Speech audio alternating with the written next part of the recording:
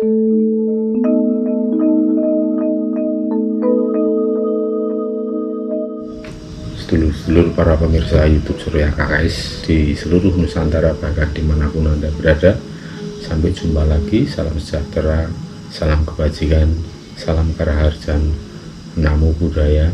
Semoga Anda semua dalam keadaan sehat, berkas paras, ayam-ayam tentrem, lancar rezekinya, tansah pinaringan, sehwil so saking ngersaning Gusti Kang Maha Agung.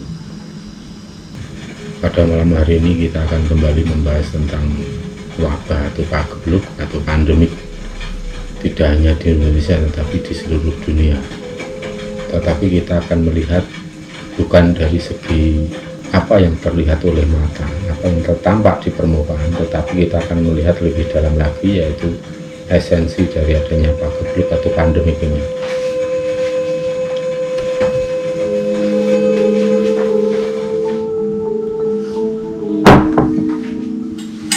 Sambil minum kopi dulu monggo.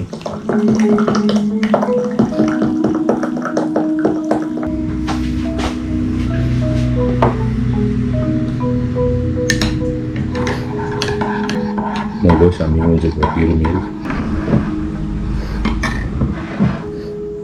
Pada kesempatan ini saya ingin mengajak sedulur-sedulur dimanapun Anda berada, mari kita semua melihat secara lebih jeli, tidak hanya dengan mata visual tetapi melibatkan mata batin terhadap apa yang sesungguhnya terjadi di balik fenomena pagebluk yang tidak hanya terjadi di Indonesia ini, terutama di seluruh dunia.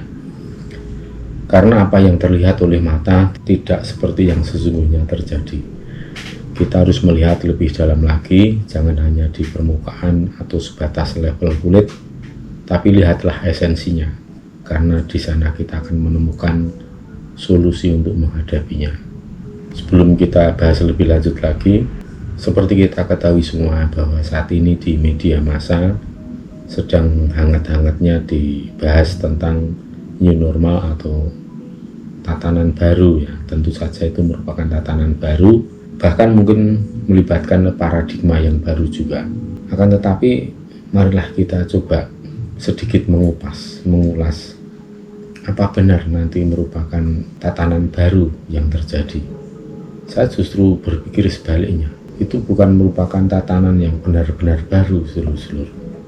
Justru saya melihatnya kita akan kembali back to nature. Nah, itu apa artinya? Kalau kita itu back to nature, itu ya artinya kita kembali kepada tatanan yang lama, atau lebih tepatnya tatanan yang asli, yang natural.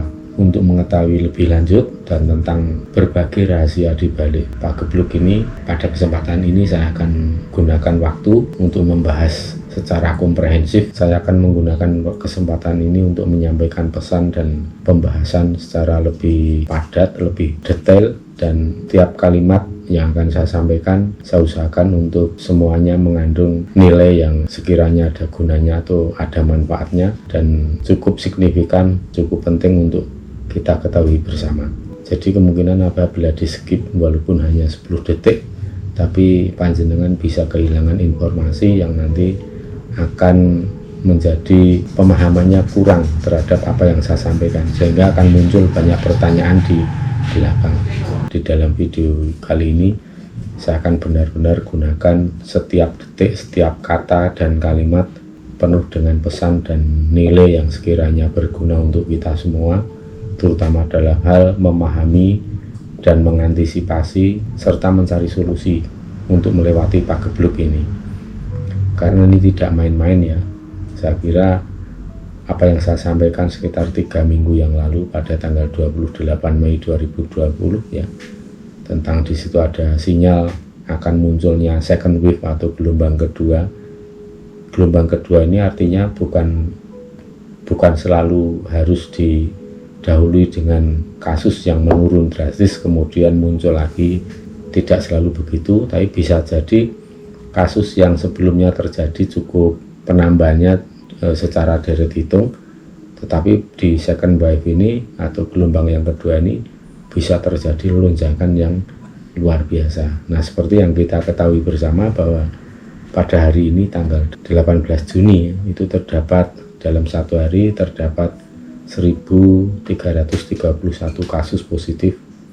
Itu tidak terlepas juga dari gencarnya pemerintah melakukan rapid test maupun PCR, dan itu memang sangat efektif. Lebih baik melakukan PCR sebanyak-banyaknya dan secepat mungkin daripada kasusnya rendah tetapi karena memang baru sedikit yang dites. Jadi saya kira ini memang gelombang kedua yang lebih besar ini ada kaitannya juga dengan kecepatan pemerintah dalam melakukan tes kepada warga masyarakat. Namun demikian kita juga harus mengantisipasi bahwa memang di balik semua itu penyebaran memang sedang terjadi peningkatan yang cukup brutal ya, karena kita tahu sendiri setelah lebaran ini ya, seperti yang dulu saya sampaikan 3 minggu yang lalu, bahwa setelah lebaran memang tampak akan ada lonjakan yang luar biasa atau second wave yang cukup signifikan. Itu tidak terlepas dari karena mobilitas warga masyarakat yang boleh dikatakan pada saat setelah lebaran itu seperti agak lepas kendali, atau masyarakat memang sudah jengah, sudah jenuh dengan adanya penerapan darurat pandemik ini. Kita tahu sendiri sudah dimulai dari sejak tanggal 2 Maret,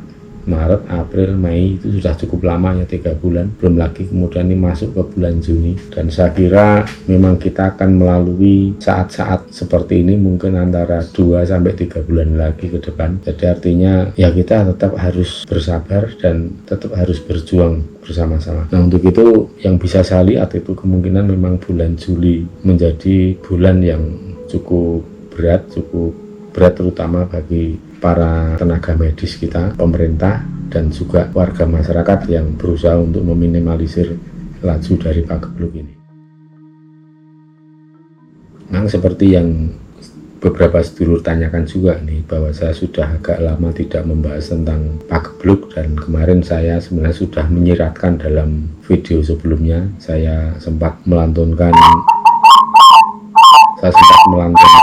intro dari Metallica ya, Nothing Else Matter. Itu artinya memang ya tidak ada yang perlu dibahas lagi, tapi karena memang banyak sedulur-sedulur yang sekiranya penasaran atau ingin mendengar bagaimana yang bisa saya berikan arahan atau info yang bisa saya berikan pada sedulur-sedulur, maka baiklah saya akan membahas tentang pagebluk ini secara lebih detail, lebih mendalam lagi, supaya nanti sedulur-sedulur bisa melihat dari kedalaman batin, dari ketajaman pikir untuk melihat semua ini, sehingga bisa mendiagnosa setiap masalah.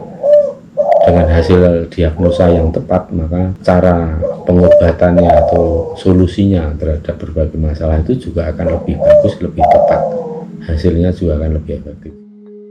Untuk membahas ini saya akan mengawali, sedulur-sedulur akan saya ajak kembali mengingat peristiwa atau suatu momentum yang sangat langka yang terjadi setiap 26 tahun sekali, yang terjadi di Pulau Dewata di Bali, yaitu adanya semacam upacara atau ritual yang diberikan nama Karya Agung Pangurip Bumi.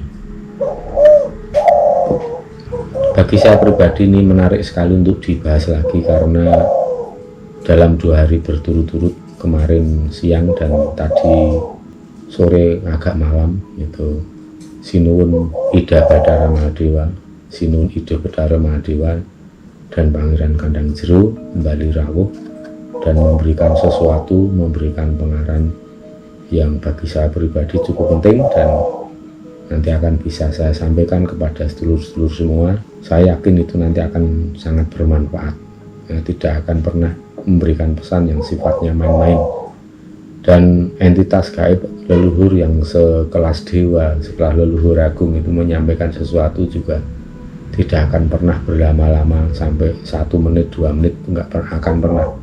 Beliau hanya menyampaikan pesan-pesan yang secara singkat yang tidak lebih lama dari 1 menit saat beliau menyampaikan itu, tetapi isinya sangat padat dan bisa saya pahami semua bagaimana maksud beliau, bagaimana isi atau esensi yang beliau sampaikan.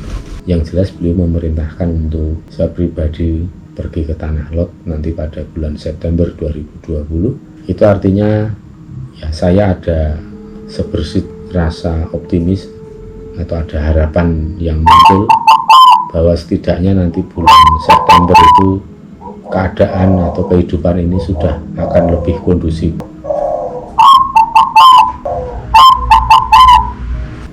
Karena ya mana mungkin beliau perintahkan kami untuk bepergian jauh, apalagi mendatangi wilayah yang masih ditutup karena darurat pandemi. Saya kira itu tidak akan terjadi atau dilakukan oleh para leluhur. Jadi apa yang beliau sampaikan cukup sederhana, bermula dari sana dan akhirilah di sana pula. Jadi artinya bermula dari sana bukan berarti pandemik ini asalnya dari sana, dari Bali, bukan, tapi pada saat kita itu diminta untuk waspada, untuk siaga, bahkan sikap awas, tidaknya melakukan langkah antisipatif untuk meminimalisir jatuhnya korban, itu sejak bulan Desember, Januari itu kan intensif sekali. Para leluhur di Tanah Lot, di Pura Batu Kau juga intensif sekali untuk memberikan bimbingan dan arahan. Maka bagaimana endingnya nanti, apa yang harus kita lakukan, harus saya lakukan, beliau juga akan memberikan suatu bimbingan dan arahan pula. Makanya bermula dari sana, petunjuk dan bimbingan harus melakukan apa, dan nanti akan diakhiri juga di sana bagaimana cara menuntaskannya.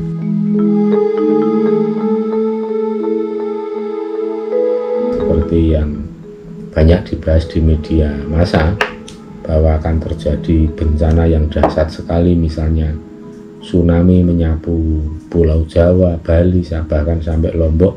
Saya kira kalau memang itu akan terjadi benar-benar, saya yakin, saya optimis, pasti para entitas gaib, para dewata, para leluhur besar itu akan memberikan peringatan tidak hanya kepada satu orang saja, tetapi akan disampaikan kepada banyak orang, termasuk para spiritualis, para pemuka-pemuka agama yang memang benar-benar mumpuni dan suci lahir batinnya. Dan saya yakin di Bali itu banyak para jero, para mangku, para pedandel yang tentu saja beliau-beliau itulah yang akan dipercaya para dewata, para leluhur untuk diberikan pesan dan warning jika sesuatu akan terjadi, apa yang harus dilakukan. Tapi selama di sana masih belum ada yang banyak menerima pesan-pesan seperti itu, saya yakin bahwa itu tidak akan terjadi. Memang kondisi saat ini memang cukup rawan terhadap terjadinya gempa bumi, terutama itu karena memang induksi energi gempa bumi saat ini terasa sekali.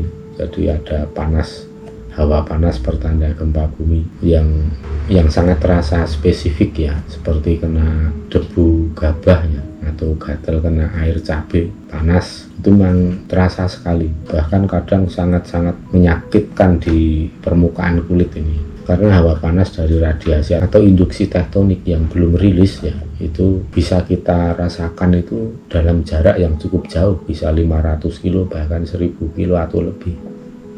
Misalnya saat ini akan terjadi gempa di wilayah timur di atas skala 4 atau 5, misalnya di NTB, di Maluku, itu dari sini pun tanda-tanda panas induksi energi tektonik itu akan bisa kita rasakan. Atau gempa-gempa besar yang terjadi di sekitar Selat Sunda, Sumatera, itu bahkan dari sini ya, dari Jawa Tengah, dari Jogja, itu kita bisa merasakan perubahan hawa induksi energi bumi. Itu akan terasa sekali kalau kita memang membiasakan diri untuk mencermati bangsawan. Jadi bukan berarti jika kita merasakan induksi tektonik itu yang belum rilis, itu bukan berarti akan terjadi dalam radius begitu dekat dengan keberadaan kita, hiposentrumnya. Itu misalnya 50 kilo, 100 kilo, 200 atau 300, itu belum tentu, tapi lebih dari 500 kilo pun itu akan sangat bisa dirasakan. Hanya bedanya kalau memang hiposentrum yang menjadi sumber pemancar induksi tektonik itu berada dekat, itu tentunya panasnya juga akan luar biasa dan bahkan kadang nanti akan muncul bau amoniak gitu ya. Tapi tetap harus waspada sekali, karena memang kemungkinan itu ya dari rentetan gempa-gempa yang saat ini. Nah, saya kemudian ingat suatu peristiwa besar yang disebut sebagai karya agung pangurip bumi. Jam 6 dan saya tidak tahu kalau di sini memang lagi ada acara besar seperti ini. Nama acara di sini sekarang ini acap acara pengurip bumi. Pengurip bumi. Ya, artinya bukan untuk di sini di Bali juga, Iya. untuk seluruh dunia. Oh iya. Ya, pengurip bumi memiliki esensi untuk mengurip bumi ya, atau melestarikan alam. Ketika di permukaan planet bumi ini telah terjadi ketimpangan, manusia tidak lagi selaras dan harmonis dengan alam. Bahkan manusia telah mengalami degradasi moral dan kemerosotan kesadaran spiritualitas sejati. Bagaimana mungkin manusia akan bisa dipercaya menjaga kelestarian alam? Di depan mata kita telah disodorkan fakta bahwa planet bumi ini sedang menuju kehancuran dalam hitungan waktu, sedulur-sedulur. Seperti yang kita ketahui bersama bahwa lubang ozon semakin besar, laju pemanasan global yang semakin pesat, polusi air, polusi tanah, polusi udara, bahkan polusi suara juga semakin parah ya. Itu yang disebut manusia modern telah banyak menciptakan getaran frekuensi yang tidak lagi selaras dengan alam. Frekuensi manusia telah berbenturan dengan frekuensi alam semesta. Ini masalah yang sangat serius, dulur-dulur. Kalau kita melihat dalam diri kita, setiap pribadi manusia, setiap pribadi orang ya, itu kan ada semacam resonansi atau getaran energi yang negatif. Itu bermula dari adanya rasa kebencian, rasa kemunafikan, dan penindasan ya, yang mengatasnamakan agama, penindasan yang mengatasnamakan kepentingan politik dan ekonomi, bahkan pembunuhan antar sesama manusia dengan dalih membela Tuhan ya.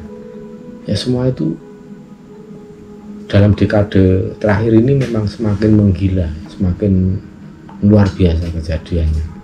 Sekarang ya di pertanyaan, lantas adakah hubungan karya agung pengurip bumi dengan pagebluk dunia yang telah menghancurkan sendi-sendi kehidupan di planet bumi tanpa kecuali ini? Ya kalau saya jawab, ada hubungannya. Nah, untuk melihat hubungannya seperti ini, ya kalau mau melihat hubungannya bisa saya jelaskan seperti ini ya, sedulur-sedulur. Jadi karya agung pengurip bumi itu sangat selaras dengan ritme keseimbangan alam, di mana bumi sedang ngurip-urip kehidupan seluruh makhluk. Ngurip-urip itu ya melestarikan, menjaga, merawat kehidupan seluruh makhluk hidup di muka bumi tanpa kecuali. Seluruh makhluk hidup, cara alam semesta ngurip-urip ini seperti halnya meriset ya, atau merebalance tata keseimbangan yang telah rusak parah ini ya. Tentu saja dengan caranya sendiri yang bisa dikatakan unik ya. Sebagai contoh misalnya alam semesta ini mengirimkan bala tentaranya ya, saya meminjam istilah.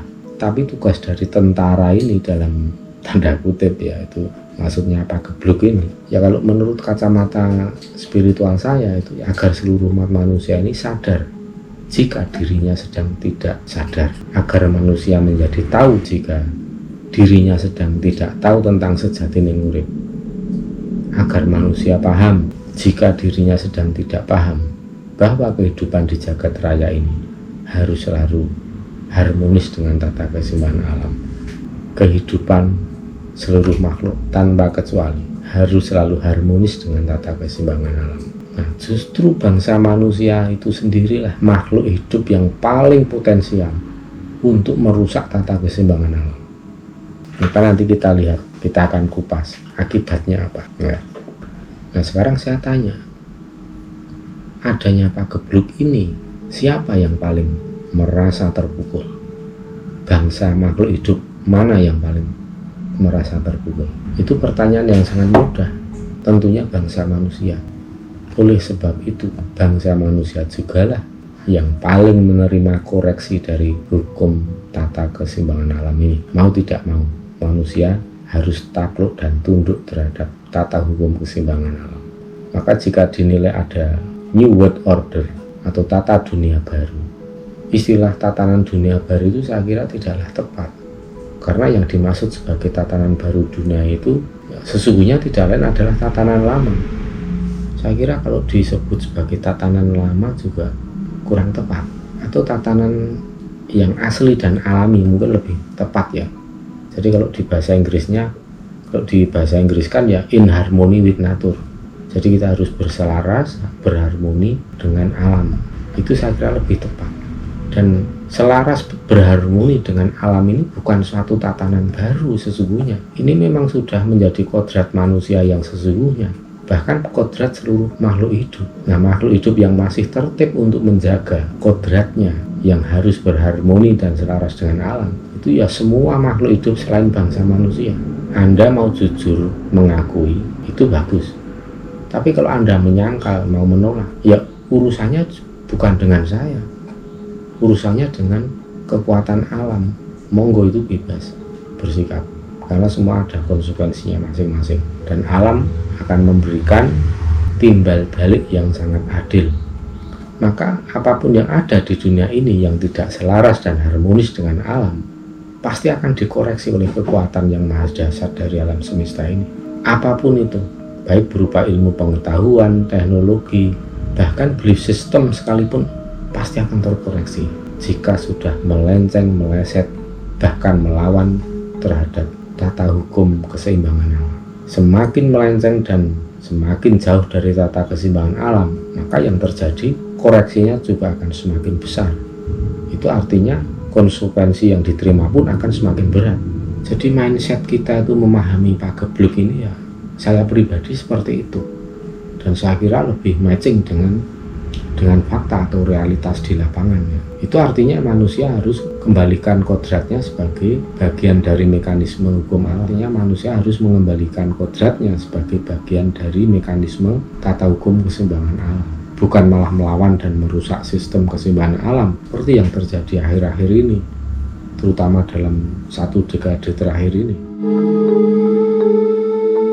Nah, kemudian sedulur-sedulur, agar lebih mudah memahami apa yang saya sampaikan tadi, sekarang saya akan menyodorkan fakta-fakta yang mudah dibaca, sekalipun itu dari pemikiran yang sangat awam. Mari kita lihat kasus pandemik ini di belahan dunia yang lainnya.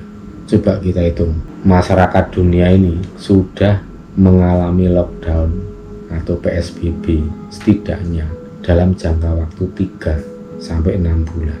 Tapi lihatlah, sendi-sendi kehidupan manusia yang paling penting, terutama sektor ekonomi, kesehatan, dan keselamatan jiwa, sudah terancam mengalami kehancuran yang fatal. Lantas bagaimana dengan nasib bangsa binatang, seluruh-seluruh? Coba kita buka mata lebar-lebar, buka pikiran kita yang seluas-luasnya, buka mata hati kita selebar-lebarnya. Bukankah ulah manusia yang telah mereduksi teritorial kehidupan bangsa binatang itu selama puluhan tahun terakhir ini? Coba lihat, hutan dibuat porak-poranda. Manusia merusak hutan dan pegunungan. Padahal itu sebagai penyangga ekosistem, penyangga kehidupan seluruh makhluk hidup, termasuk manusia itu sendiri. Tapi manusia merusak semua itu hanya dengan dalih apa? Untuk membuat rumah tinggal, untuk alasan memanfaatkan hasil hutan, atau untuk membuka lahan pertanian. Tapi semua itu saya melihat, ya, ada titik beratnya, yaitu demi berlangsungnya nafsu keserakan manusia, bahkan hanya sekedar untuk investasi atau menambah modal. Itu kan tidak worth it, tidak sebanding dengan risiko besar yang dihadapi bangsa manusia itu sendiri. Nah, sampai disinilah kita melihat begitu banyak orang-orang pinter yang bodoh, begitu banyak insinyur, profesor, doktor yang bodoh. Saya tidak meremehkan mereka, saya tidak bermaksud menghina mereka, melecehkan, meremehkan mereka, tidak. Tapi yang namanya kecerdasan spiritual ini menjadi sangat diragukan, ya. Ini ironis sekali, ironis. Lihatlah akibatnya, Pak, jika kita mau jujur mengakui teritorial kehidupan bangsa binatang itu telah mengalami PSBB atau pembatasan sosial berskala besar. Bangsa binatang hanya bisa hidup di wilayah yang sangat terbatas dan makin sempit. Setiap waktu terjadi penggundulan dan perusakan hutan yang luar biasa. Bukan 3 bulan, 6 bulan mereka kena lockdown. Coba berapa lama bangsa binatang mengalami penderitaan seperti ini, sedulur-sedulur, ya. Yang jelas bukan 3 bulan, 6 bulan, tapi sudah puluhan tahun bumi ini mengalami kerusakan yang sangat parah ini. Semua itu akibat apa? Bukan akibat bencana alam, bukan akibat bumi sudah semakin tua, Tetapi manusialah yang membuat tua bumi ini, manusialah yang kemudian membuat bumi ini menjadi uzur. Itulah akibat dari manusia yang sudah keluar dari kodratnya. Ulah manusia yang sudah berubah melebihi dari keganasan virus itu sendiri. Bahkan ulah manusia itu lebih ganas dari virus yang paling mematikan yang ada di muka bumi ini sendiri. Kalau kita mau jujur, kalau mau kita lihat, pagebluk pandemi dunia yang paling parah itu disebabkan oleh virus yang bernama manusia. Manusia itu seharusnya menjadi bagian dari mekanisme tata hukum keseimbangan alam. Tapi faktanya apa? Manusia telah merubah kodratnya sendiri.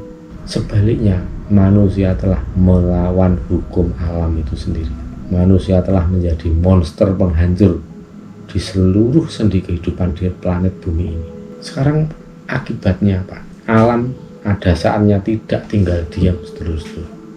Bagaimana bumi ini menyelamatkan dirinya dari ulah manusia yang menghancurkan alam? Tentu saja alam semesta memiliki mekanismenya sendiri yang unik, ya, yang tidak disangka-sangka oleh manusia. Tidak perlu terjadi bencana yang maha dahsyat, tidak perlu terjadi bencana alam yang begitu mengerikan untuk menghentikan ulah manusia yang sedang menghancurkan planet bumi, ulah manusia yang menuakan, yang membuat tua dan uzur planet bumi ini. Bahkan hanya dengan melahirkan makhluk tak kasat mata telanjang berupa virus, hanya hitungan menit dan jam saja sendi-sendi kehidupan manusia telah porak-poranda. Ribuan triliun lenyap hanya dalam hitungan jam dan hari. Orang kaya banyak yang kehilangan harta, sebaliknya orang miskin masih beruntung karena tidak kehilangan apa-apa. Karena orang miskin sudah akrab dengan yang namanya lapar dan kekurangan. Begitulah sedulur-sedulur, saya mengajak mari kita semua untuk menyadari apa yang sesungguhnya terjadi di balik fenomena pagebluk dunia ini. Karena apa yang terlihat oleh mata tidak seperti yang sesungguhnya terjadi. Kita harus melihat lebih dalam lagi. Jangan hanya di permukaan atau sebatas level kulit. Lihatlah esensinya, karena di sana kita akan menemukan solusi untuk melewati semua ini. Saya ulangi lagi, lihatlah lebih dalam, lihatlah esensi dari pagebluk ini, karena di sanalah kita akan menemukan jalan keluar. Pagebluk dunia ini benar-benar telah memukul telak kesadaran manusia. Betapa manusia modern menjadi sangat rentan mengalami kehancuran, karena manusia modern terkurung dalam sistem dan pola-pola yang dibuatnya sendiri. Kodrat manusia telah teralinasi oleh teknologi yang sangat pesat berkembang ini. Jadi sebagai konsekuensinya, ketika pola-pola itu dihancurkan oleh makhluk sekelas virus, maka kehidupan manusia ini menjadi diambang kehancuran. Dan lebih gilanya lagi, daripada hancur oleh keadaan ekonomi, orang lebih berani, orang menjadi lebih berani terpapar oleh virus. Ini fakta, sedulur-sedulur.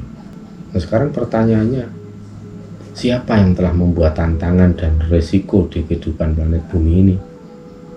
Apakah ini merupakan cobaan dari Tuhan? Saya kira bukan. Ya. Apakah Tuhan mencoba-coba manusia? Saya kira itu pendapat yang sangat naif itu, sedulur-sedulur.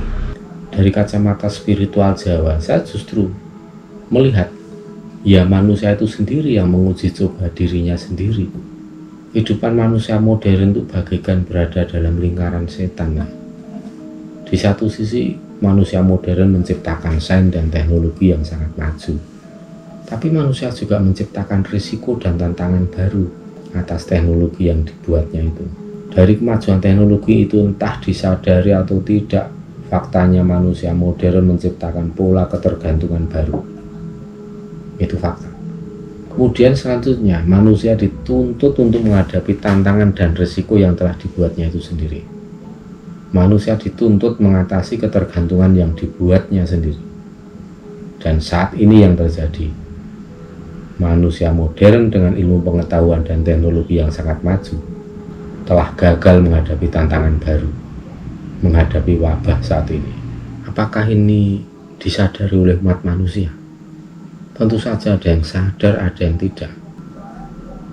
Nah, sedulur-sedulur para pemirsa yang budiman, satu hal perlu saya garis bawahi, bahwa sehebat apapun kemajuan ilmu teknologi dan sehebat apapun kemajuan ilmu pengetahuan maupun teknologi yang diraih manusia, jika membuatnya semakin menjauh dari sistem keseimbangan alam, maka semua pencapaian manusia itu tidak akan menolong manusia secara efektif saat alam semesta melakukan rebalancing. Ini saya umpamakan ya, jika Anda mampu menyentuh langit, hendaklah kaki tetap berpijak di muka bumi. Karena pada dasarnya manusia hidup dalam rengkuan kasih sayang Sang Bapa Koso dan Sang Ibu Bumi. Maka kemajuan teknologi dan ilmu pengetahuan tetap harus diimbangi dengan kesadaran spiritual yang tinggi. Karena kesadaran spiritual itulah yang akan tetap menyadarkan manusia untuk selalu berada di dalam koridor kodratnya sebagai manusia yang harus selaras dan harmonis dengan tata hukum keseimbangan alam. Setiap agama merupakan jalan setapak menggapai spiritualitas sejati. Namun jangan menjadi egois, karena kebenaran sejati itu bagikan kepingan cermin yang pecah berantakan. Jika kita hanya memungut satu pecahan cermin saja, maka yang terjadi hanyalah seperti orang buta yang memegang gajah. Ia akan mendeskripsikan kebenaran sesuai dengan bagian yang ia sentuh saja, maka akan banyak mengalami distorsi dalam memahami apa itu sejati ning urip. Memahami kebenaran sejati harus dilakukan secara holistik dan komprehensif, sedulur-sedulur. Jadi buang jauh-jauh watak egosentris, jauhkan sifat sentimen kesukuan, sentimen agama, rasisme. Jangan fanatis dan jangan etnosentris. Karena fakta roh jagat agung alam semesta ini tidak melakukan semua itu. Kalau memang Anda itu mengakui sifat-sifat Tuhan yang maha agung, maha besar, maha adil, maka terapkanlah sifat-sifat Tuhan itu ke dalam diri kita. Itu baru yang namanya manusia selaras dengan sifat-sifat Tuhan. Manusia yang manunggal dengan Gusti itu ya seperti itu. Jika manusia bersikukuh melakukannya, memahami kebenaran sejati harus dilakukan secara holistik dan komprehensif ya. Buang jauh-jauh watak egosentris, jauhkan sifat sentimen suku, sentimen agama, rasisme. Jangan fanatik dan jangan etnosentris. Karena faktanya roh jagat agung alam semesta ini tidak melakukan semua itu. Jika kita mau dibilang takwa kepada Tuhan, kita dibilang patuh pada Tuhan, ya seluruh sifat-sifat ketuhanan itu terapkan dalam diri kita. Namun jika manusia bersikukuh tetap pada pendiriannya, tetap pada keyakinannya untuk melawan hukum alam, tidak sinergis dan harmonis dengan alam, maka cepat atau lambat kekuatan alam akan melakukan koreksi secara masif. Nah, demikian itu sedulur-sedulur apa yang bisa saya sampaikan tentang apa yang sesungguhnya terjadi. Jika diumpamakan dokter yang mendiagnosa suatu penyakit, itu menjadi sesuatu yang sangat penting sekali, karena tingkat akurasi kita untuk mendiagnosa suatu masalah itu akan menentukan ketepatan kita dalam mengambil langkah atau jalan keluar atau mengambil solusinya. Karena seringkali kita itu kadang serampangan untuk mendiagnosa, menganalisa suatu persoalan atau masalah. Yaitu sama saja dokter melakukan diagnosis penyakit secara serampangan. Akibatnya konsekuensinya akan berat, karena bisa menentukan langkah-langkah medis yang keliru, memberikan obat yang salah. Seperti juga dalam kehidupan ini, setiap masalah harus kita kupas, kita analisa, kita lihat seperti apa yang sesungguhnya terjadi. Setelah gamblang apa yang menjadi penyebab, faktornya apa saja, kemudian kita baru menentukan solusinya seperti apa. Nah, sekarang kita bicara soal solusi ya. Tadi kita bicara tentang persoalan yang sesungguhnya terjadi. Jadi ada ya hal yang perlu saya garis bawahi, bahwa di sini manusia itu harus kembali selaras dan harmonis dengan alam. Maka sekarang saya akan bicara bagaimana terapannya dalam kehidupan sehari-hari, dan ini merupakan solusi atau langkah atau jalan keluar. Jadi menurut saya pribadi semua ini harus diawali dengan sikap eneng-eneng, agar supaya apa? Kita mampu meriset diri kita agar menjadi bukan hanya new normal. Itu saya kira tidak terlalu signifikan. Ada hal yang lebih penting, bahwa setiap diri pribadi kita harus lahir menjadi manusia yang baru dalam memahami kehidupan ini. Apa yang perlu kita lakukan? Salah satunya misalnya mengoreksi pola pikir kita, mengoreksi pola hidup dan perilaku yang selama ini dilakukan oleh mayoritas manusia di planet bumi. Apakah ada yang salah dengan bumi ini? Saya tegas katakan tidak ada yang salah dengan bumi, dengan jagat raya ini. Yang salah bukan planet bumi ini, melainkan perilaku manusianya. Ingat, hanya perilaku manusia. Tidak ada makhluk yang lain. Virus tidak salah, kelelawar tidak salah, ya. Dan kita lihat yang terkena dampak secara langsung juga bangsa manusia. Karena memang itulah hukum timbal balik, setimpal sepadan. Dan hukum timbal balik itu mekanisme keseimbangan alam. Maka alam akan mengadili semuanya dengan cara yang maha adil, tidak pernah menyisakan ketidakadilan sedikit pun. Oke, sekarang kita lihat ya. Sekarang kita lihat bagaimana dengan bangsa makhluk hidup lainnya. Apakah terkena dampak? Coba lihatlah di pelosok desa, di hutan, di gunung. Saya kira semuanya berjalan seperti biasanya, ya, seperti tidak terjadi apa-apa, semua berlangsung secara normal. Tapi beda jika kita melihat kehidupan di perkotaan, ya. Kehidupan tampak terbalik, dan itu yang dinilai abnormal. Padahal sesungguhnya seperti inilah mungkin kehidupan normal manusia yang seharusnya.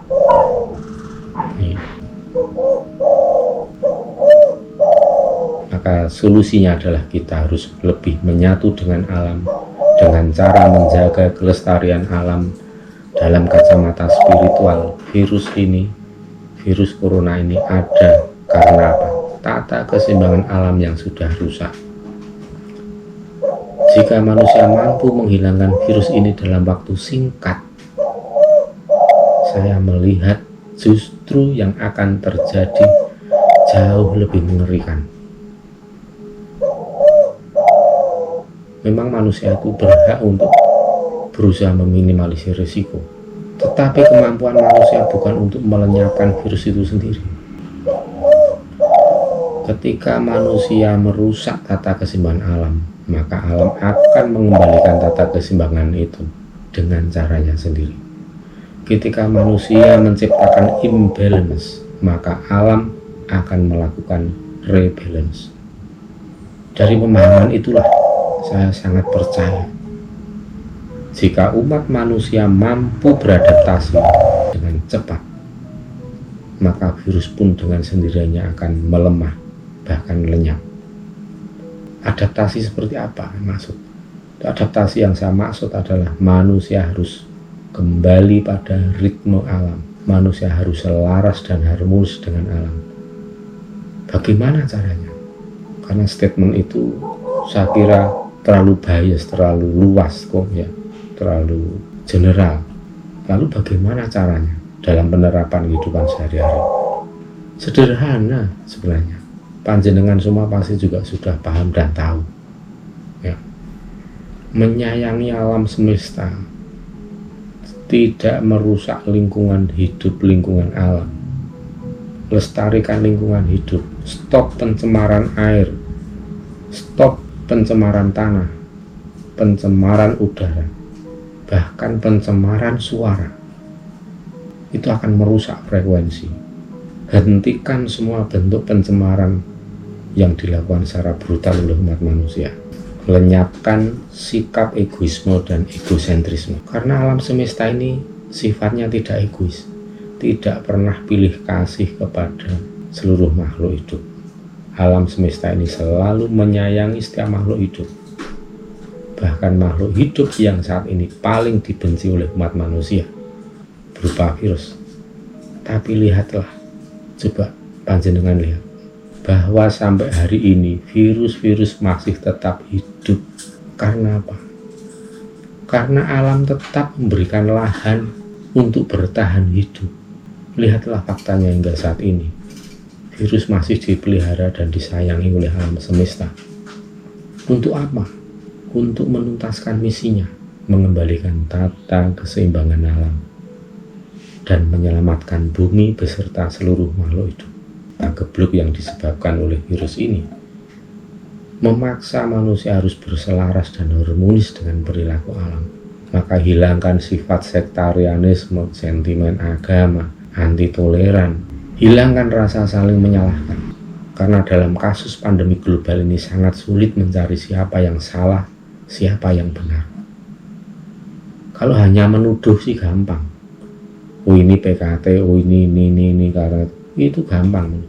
Tapi yang membuktikan siapa? Setiap ucapan kita, setiap tuduhan yang kita lontarkan, sebisa mungkin, kalau memang itu untuk menegakkan hukum, carilah fakta sebagai bukti. Tanpa bukti, itu hanya sekedar tuduhan. Maka daripada pusing-pusing menegakkan hukum yang seperti chaos ini ya, sepertinya nonsen, maka saya pribadi lebih memilih menganggap semuanya salah, tapi juga semuanya bisa benar. Saya mengajak sedulur-sedulur semua untuk menumbuhkan kembali sikap waspada, sikap yang tenang, berpikiran positif, penuh solidaritas, dan yang tidak kalah penting adalah tanamkan sikap disiplin. Berselaras dan berharmonislah dengan alam. Sering-seringlah mendengarkan irama-irama musik yang selaras dengan alam. Jangan sungkan-sungkan untuk memutar musik meditatif, musik-musik spiritual, healing musik tradisional. Kita ini hidup di Nusantara, sedulur-sedulur. Sebenarnya tak ada yang perlu dicemaskan seandainya kita tidak antipati dan membenci musik tradisional atau musik daerah.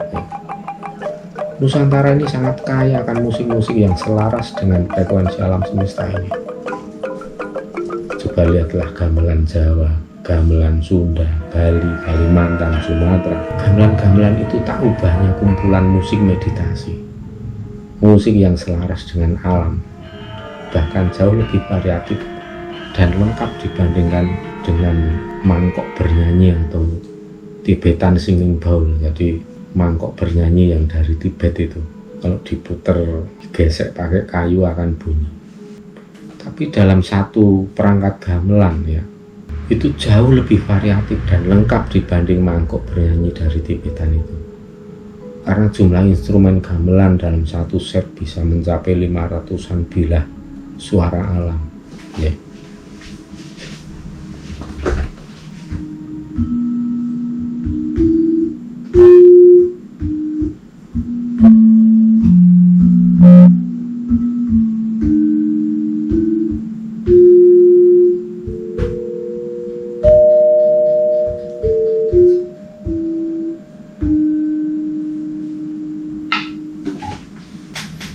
Itu dari satu gender pelok saja sudah ada terdiri dari 14 bilah. Jadi sesungguhnya tidak ada alasan sebagai orang Nusantara kenapa kita harus khawatir dan ketakutan. Mari kita kembalikan sistem harmonisasi dengan alam semesta. Lebih mencintai musik tradisional dan melestarikan lingkungan alam, menggali nilai-nilai kearifan lokal yang ada di daerah masing-masing, karena di sanalah gudang ilmu sejati yang mampu membimbing perilaku manusia itu lebih selaras dan harmonis dengan alam semesta. Karena apa? Kearifan lokal itu adalah ilmu yang hasil dari interaksi antara manusia dengan lingkungan alam, hasil interaksi manusia dengan lingkungan alam selama ratusan bahkan ribuan tahun.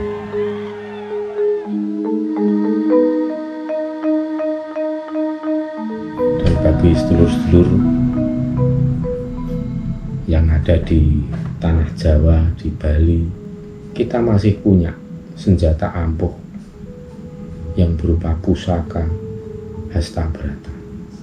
Pusaka ini merupakan kekayaan spiritual, kekayaan intelektual, dan ilmu pengetahuan yang membimbing manusia bagaimana harus berselaras dan berharmoni dengan alam. Jadi pusaka hasta brata ini bukanlah ilmu langit atau keyakinan, tapi ini ilmu kasunyatan yang nyata dan faktual, sehingga sangat mudah jika diterapkan dalam perilaku hidup sehari-hari. Hanya dengan mengaplikasikan pusaka hasta brata dalam perilaku kehidupan sehari-hari, maka kita akan membuktikan dan menyaksikan kedahsyatan dan kekuatannya. Pusaka hasta brata ini memudahkan kita memahami sejati ning urip, bahkan jauh lebih mudah memahami apa sesungguhnya yang terjadi dengan pandemik saat ini. Kita akan mampu melihat lebih dalam esensi dari adanya pagebluk ini, sedulur-sedulur. Kita akan mampu melihat lebih dalam esensi dari pagebluk ini di dalam relung paling dalam. Sekarang pertanyaannya, apakah manusia akan bertahan dalam situasi dan kondisi seperti ini terus selama belum diketemukan vaksin? Jadi seperti yang disampaikan oleh Pak Presiden ya, tentang harus berdamai dengan wabah. Saya sendiri mengartikan harus berdamai dengan wabah ini seperti apa. Jadi setiap orang mau tidak mau dan tidak ada pilihan lain kecuali harus keluar dari zona aman yang kemudian diistilahkan sebagai keadaan new normal. Setiap orang hanya perlu berusaha kreatif dan menjadi manusia baru yang mampu hidup aman di zona tidak aman. Saya ulangi lagi ya, setiap orang harus mampu hidup aman di dalam zona yang tidak aman. Lantas bagaimana agar setiap orang menjadi benar-benar aman? Jawabannya sebenarnya cukup jelas. Setiap orang harus memiliki kemampuan adaptif yang tinggi, tidak boleh malas berpikir, dan tentu saja mempelajari skill-skill yang baru. Jadi setiap individu dituntut harus jauh lebih kreatif, namun tetap bersikap waspada. Waspada bukan berarti harus mencurigai orang-orang yang ada di dekat kita. Bukan seperti itu logikanya, sedulur-sedulur. Itu logika yang terbalik kalau seperti itu. Tapi justru sebaliknya, setiap orang harus lebih peduli untuk melindungi orang-orang yang ada di sekitarnya.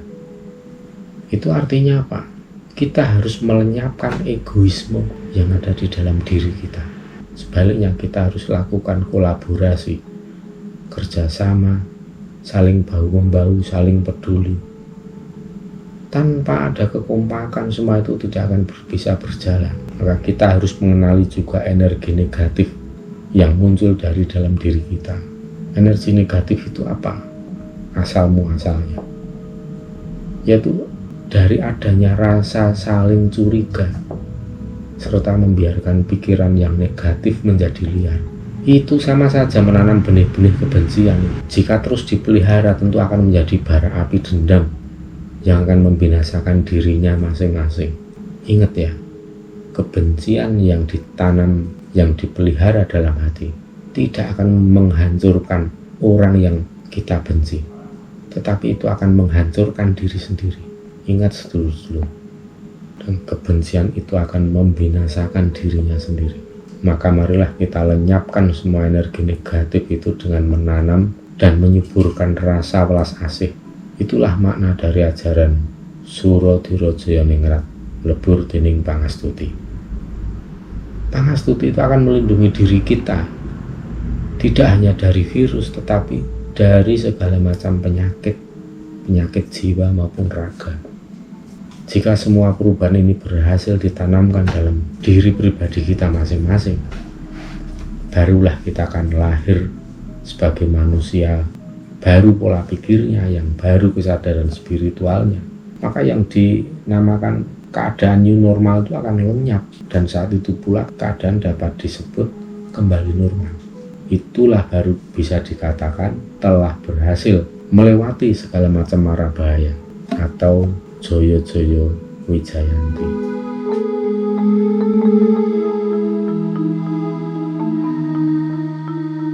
Para pemirsa yang budiman, sedulur-sedulur dimanapun panjenengan berada. Setelah kita menjelajah ke kedalaman spiritual, saya ingin mengajak panjenengan semua kembali melihat fakta di lapangannya. Ini saya awali dengan pertanyaan, di manakah sisi yang bisa dibanggakan oleh manusia modern dengan kemajuan teknologi yang sangat dahsyat? Manusia modern dengan keberhasilannya menciptakan peralatan perang paling mematikan dan menghancurkan. Bahkan katanya peralatan medis yang sangat canggih pun sudah berhasil dibuat. Apalagi jika dikaitkan dengan daya jelajah manusia di dunia luar, tentu sangat menakjubkan. Tetapi jika kita menilik ke dalam atau inner world, dunia dalam diri kita, dunia dalam diri manusia, kenyataannya manusia modern sangatlah rapuh. Pagebluk dunia ini seperti mengingatkan betapa manusia modern ternyata sangat rentan terhadap sistem yang diciptakannya sendiri. Itu artinya apa? Senjata makan tuan. Pagebluk ini telah membuka mata kita betapa manusia begitu rapuh, bahkan bagi umat manusia yang merasa paling suci dan agamis sekalipun. Apakah doa-doanya mampu menyingkirkan pagebluk dunia saat ini? Yang jelas kita lebih mudah menyaksikan hanya dengan virus saja. Lumpuhlah sendi kehidupan manusia modern saat ini. Iya apa ya? Kenyataan ini sangat ironis dengan orang-orang yang dianggap kuno, desa atau tradisional. Cobalah buka mata lebar-lebar, lihat orang-orang yang selama ini dianggap tradisional, orang-orang yang dianggap desa yang hidup di pelosok desa. Tengoklah kehidupan bangsa hewan juga di hutan, di alam liar. Apakah mereka terganggu oleh adanya pagebluk saat ini? Kan tidak. Yang terganggu hanya bangsa manusia, terutama yang hidup di kota-kota, di kota besar atau di urban city, kota-kota pinggiran. Jadi kita sedang dipertontonkan bahwa berlian-berlian itu muncul dari balik lumpur yang kotor. Sebaliknya, semua yang jahat ditelanjangi dari selimut kemunafikan. Ini yang saya pesan di awal tadi, bahwa apa yang tampak tidak seperti sesungguhnya yang terjadi. Dan saat ini kalau kita melihat, sepertinya hukum karma atau hukum timbal balik terjadi sangat ketat mengadili, sampai bisa dikatakan terjadi instan karma atau karma instan. Kekuatan alam sedang menelanjangi semua kemunafikan yang ada di muka bumi. Bahkan orang-orang yang bersembunyi di balik simbol-simbol kesucian pun semuanya ditelanjangi. Ya. Sebenarnya kan lebih baik orang itu nggak usah sok suci, nggak usah sok ampuh ya. Just the way you are. Jadilah dirimu apa adanya. Ya. Kalau memang kita banyak kekurangan, banyak kejelekan, ya seperti ini, nggak usah ditutup-tutupi. Saya pun banyak kekurangan, banyak kejelekan. Makanya saya setiap hari, setiap menit, setiap jam itu tetap harus selalu belajar terus. Ya. Dan saya tidak pernah merasa menjadi guru. Saya tidak pernah merasa menjadi guru, apalagi ingin menjadi guru. Saya tuh di mana-mana maunya ingin menjadi murid ya.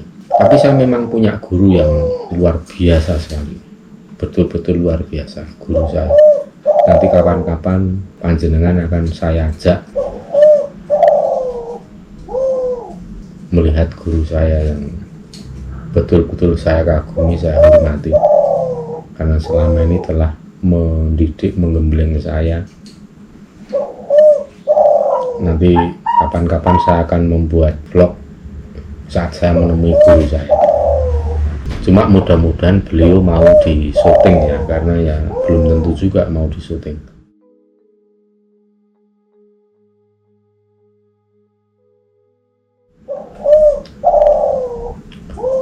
Kita kembali ke tablet. Coba kita lebih objektif melihat lingkungan alam. Dengan adanya pagebluk ini, saya sempat jalan-jalan kemarin di pelosok-pelosok desa itu. Saya melihat, entah itu karena mata saya sendiri atau memang itu, saya kira saya kira objektif ya. Saya melihat lingkungan alam itu tampak lebih hijau, lebih subur. Saya melihat dedaunan itu lebih lebar, lebih panjang. Jadi tampak bahwa alam semesta ini, lingkungan hidup kita itu lebih subur karena adanya pandemik, adanya pagebluk ini. Itu baru beberapa hal kecil yang mudah kita lihat terjadi di sekitar kita. Dan saya melihat bahwa virus ini tersebar. Penyebaran virus ini bukan karena kemampuan virus itu untuk menyebarkan diri, tapi ini juga berkat adanya teknologi modern yang membuat mobilitas manusia menjadi sangat tinggi. Jadi saya melihat pagebluk ini hanyalah efek kecil dari mekanisme alam yang akan meriset kehidupan manusia. Planet bumi sedang melakukan meditasi, namun planet bumi juga berkehendak agar manusia modern mau melakukan eneng-eneng semedi, meditasi di rumah masing-masing, bahkan di dalam dirinya sendiri, untuk merenungkan dan mengevaluasi perilaku manusia yang semakin jauh dari tata hukum keseimbangan alam. Jadi marilah sedulur-sedulur, kita jadikan masa pandemik ini sebagai titik balik kehidupan kita, sebagai titik balik kesadaran kita yang tadinya masih rendah. Kita akan menjadi manusia baru yang memiliki kesadaran spiritual, kesadaran kosmologis yang tinggi, untuk selanjutnya lebih bersikap menghargai alam semesta, melestarikan lingkungan hidup, menjaga kelestarian lingkungan alam, lebih mengenali siklus alam, memahami ritme alam. Manusia dipaksa harus berselaras dan harmonis dengan alam. Itu intinya dari seluruh pagebluk ini. Dan ilmu terapan apa seperti yang bisa sampaikan dalam video ini tadi, mudah-mudahan bisa menjadi semacam guidance atau petunjuk teknis bagaimana kita itu harus berselaras dan berharmonis dengan alam. Marilah kita melakukan neng neng nung nang gong. Kita melakukan eneng eneng supaya menang. Kita melakukan eneng supaya weneng.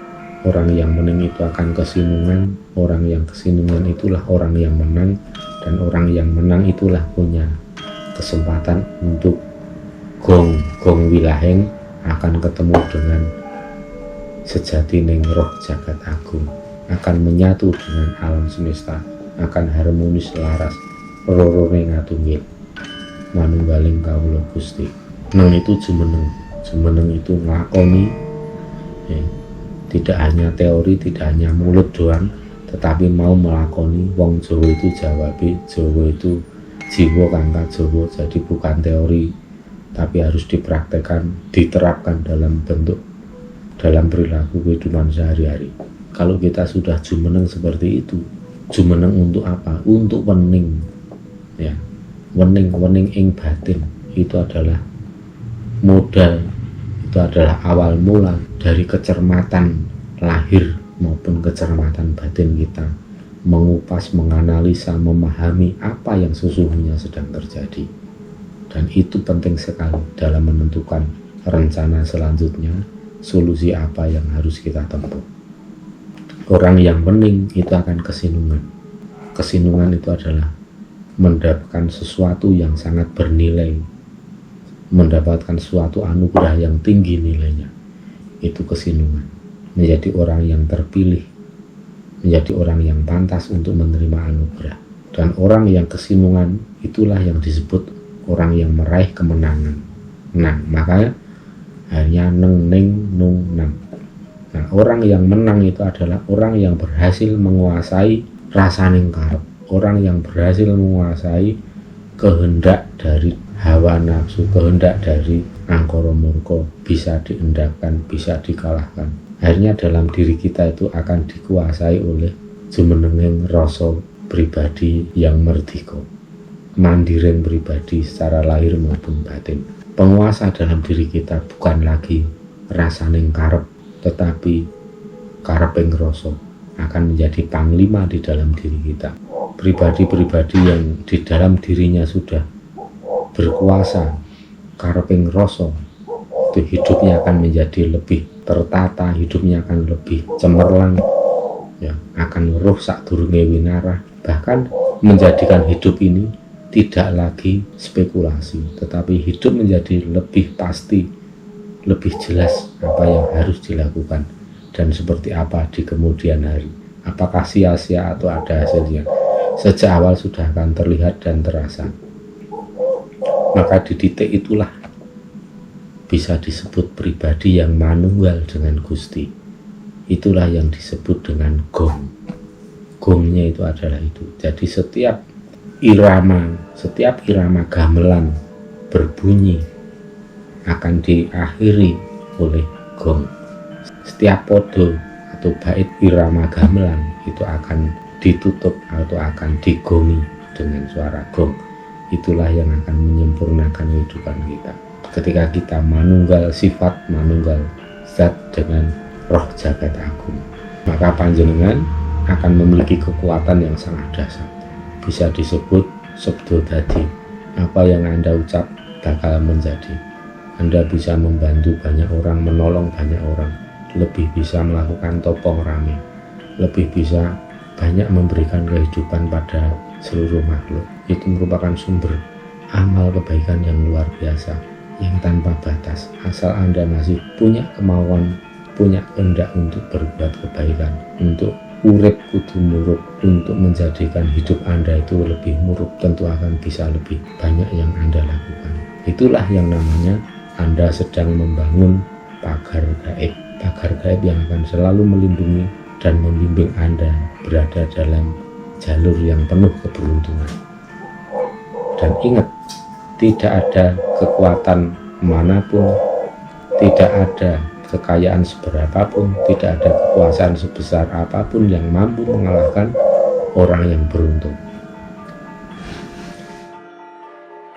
Dan mengenai pusaka Hastabrata akan segera saya ulas dan saya jabarkan dalam video berikutnya. Untuk video kali ini kiranya saya cukupkan sekian dulu. Ini sudah terlalu panjang supaya tidak bosan, dan ini saya perlu garis bawahi secara simpel bahwa cara untuk menangkal, cara agar kita itu selamat dalam melewati pagebluk ini, kita harus merevolusi mental kita supaya menjadi new human, bukan sekedar new normal, tetapi harus betul-betul menjadi manusia baru. Maka jangan cemas, kenali musuh, kenali karakter virus itu seperti apa, kemudian tingkatkan perilaku hidup sehat, hilangkan egoisme, hilangkan ego sektor, dan tingkatkan kerjasama, tingkatkan kepedulian sesama manusia, tingkatkan kepedulian pada lingkungan hidup, pada seluruh makhluk hidup. Maka itu akan membawa diri kita pada keadaan yang selalu selamat, sehat, segar bugar, dan rezeki selalu lancar. Demikian sedulur-sedulur yang bisa sampaikan kepada seluruh pemirsa dimanapun Anda berada. Semoga ada manfaat dan dapat memberikan kontribusi bagi sedulur semua yang ingin belajar spiritual Jawa. Sebagai penutup, saya sampaikan terima kasih atas segala atensinya. Tetap semangat, hari esok makin sukses, jumbuh kang kinayuh, kasembadan kang sinedya, dadi kang pinuji, wilujeng rayu kang tinemu, bondo lan bejo kang teka saking kersaning Gusti. Suradira jaya ningrat, lebur dening pangastuti, jaya-jaya wijayanti, siluman selamat.